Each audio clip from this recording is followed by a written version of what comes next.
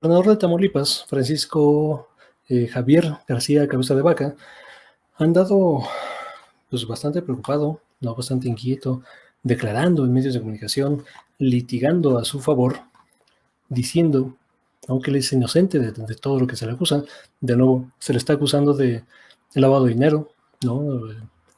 Organización criminal, ¿no? Organización ilícita o crimen organizado y evasión fiscal, ¿no? Esto, digamos, es de lo que se le acusa. Ha dicho que hay una persecución política, digo, no dice de quién, pero implícitamente resulta el Ejecutivo.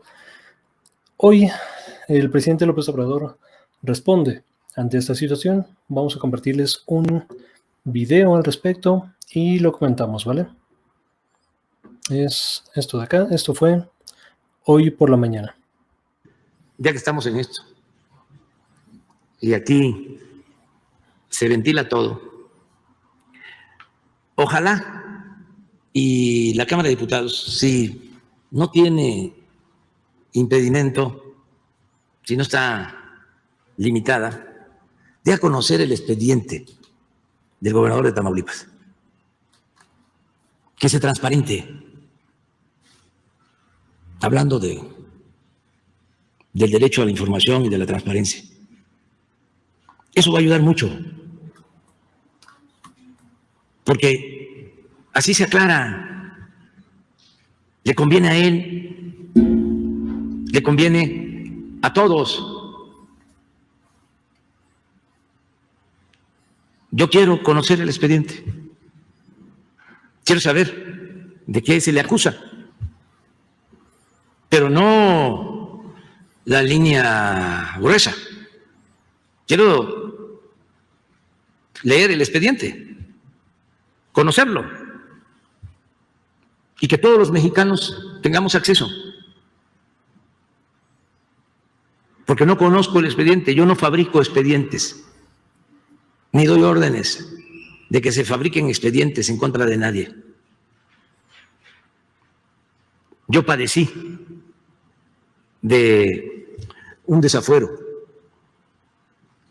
nada más que en ese entonces se me acusaba y me defendí, y me defendió el pueblo, porque el pueblo es mucha pieza. Se me acusaba de hacer un camino para construir un hospital. Y ahí sí, el presidente Fox dio la orden. Y como era como su empleado el presidente de la Suprema Corte de Justicia en ese entonces, y el procurador, me fabricaron el expediente.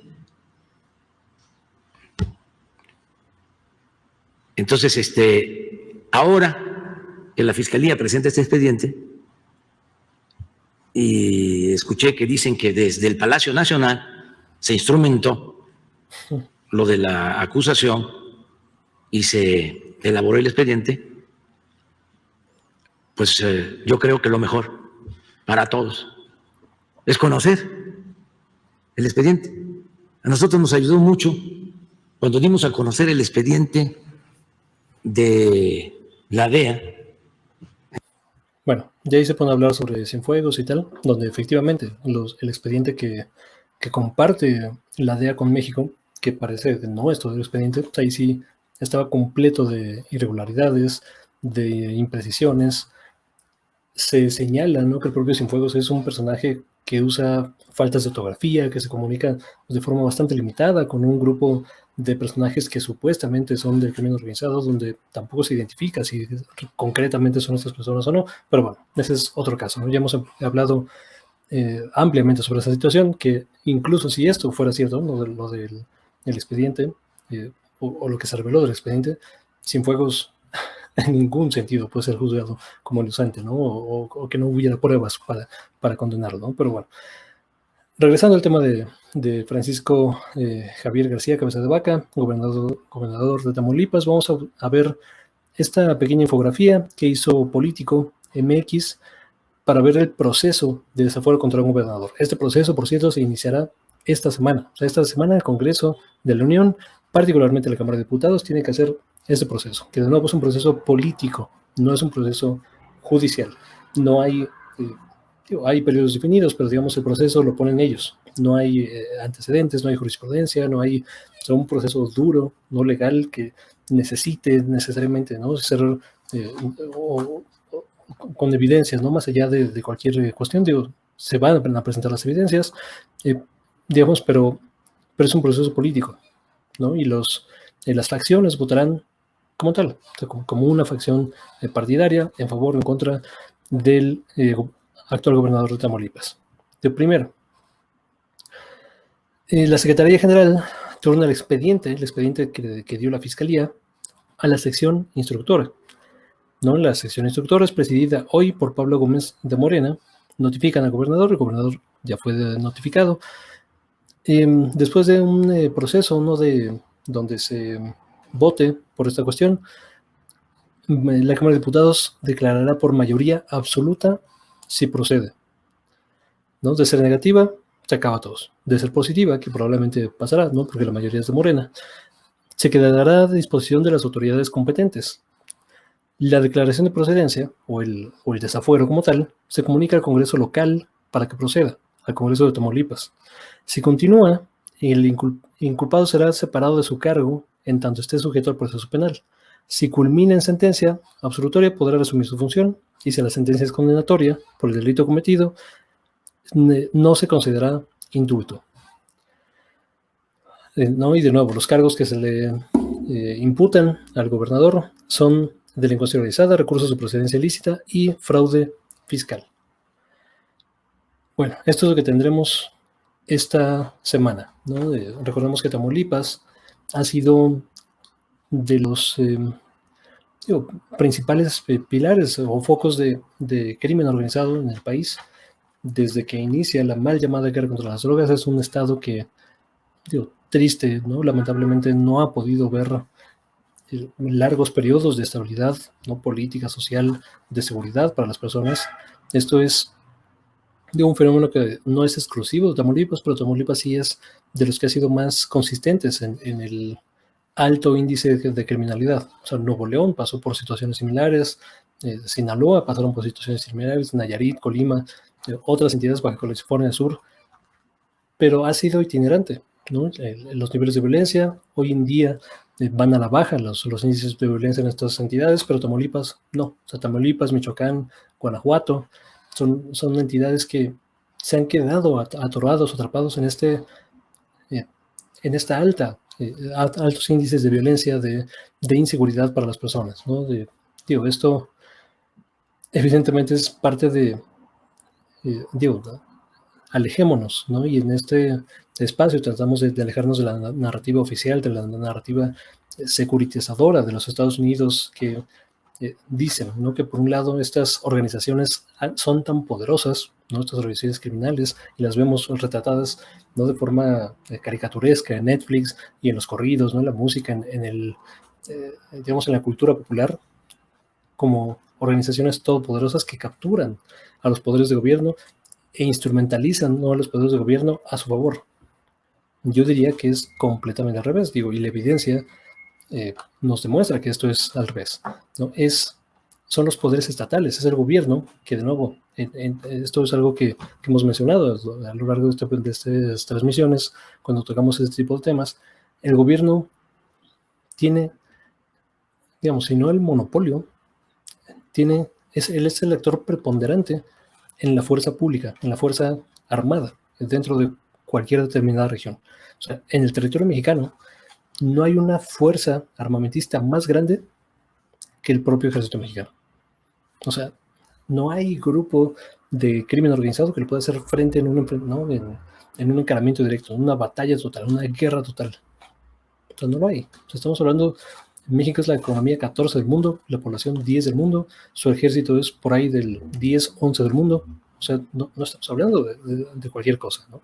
Entonces, esta caricatura o esta percepción de que el crimen organizado podría no doblegar materialmente a la potencia del Estado mexicano es completamente falso.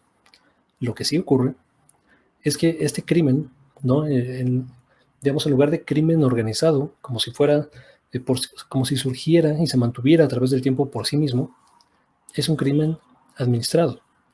es un crimen que le conviene a alguien. Le conviene a las élites políticas, pero sobre todo le conviene a las élites económicas y las empresas transnacionales que operan en estos territorios, ¿no? Y que su método extractivista depende en buena medida de que las leyes en las instituciones sean frágiles. O sea, a una minera, ¿no? A una gasera, a una empresa transnacional cuyo principal propósito es extraer recursos materiales del territorio, ¿no? Nacional, en este caso mexicano, digamos, gana mucho dinero si cumple la ley, ¿no? Si hace un contrato con el gobierno, si paga su parte proporcional de impuestos, o sea, así gana mucho dinero. ¿Cómo gana más dinero todavía? No teniendo que lidiar con esas instituciones, no pagando impuestos, ¿no? Lidiando con caciques regionales en lugar de con un gobierno federal, brincándose las instituciones porque son completamente frágiles y ¿no? Sobornando y dándole su tacadas a caciques locales en lugar ¿no? de pagar ordenada y sistemáticamente los impuestos y la tacada de la proporción de recursos que se llevan, que sería correspondiente, ¿no? Según la ley, que por cierto la ley mexicana es muy laxa en ese sentido. Digo, no es coincidencia, ¿no? Que en estos estados, ¿no? Ya los mencionamos, Michoacán, ¿no? Tamaulipas, el propio Guanajuato, existan operaciones complejas, ¿no? Estructuras alternas, paralelas, que están en el mercado negro, infraestructura compleja de extracción o transporte de recursos naturales, ¿no? Acaba de salir una noticia que en Tamaulipas, propiamente encontraron un ducto, ¿no? No me acuerdo si era de gas o de gasolina, para transitar, ¿no? A través de la frontera recursos de manera ilícita y evidentemente no con el mercado negro y sin pagar impuestos.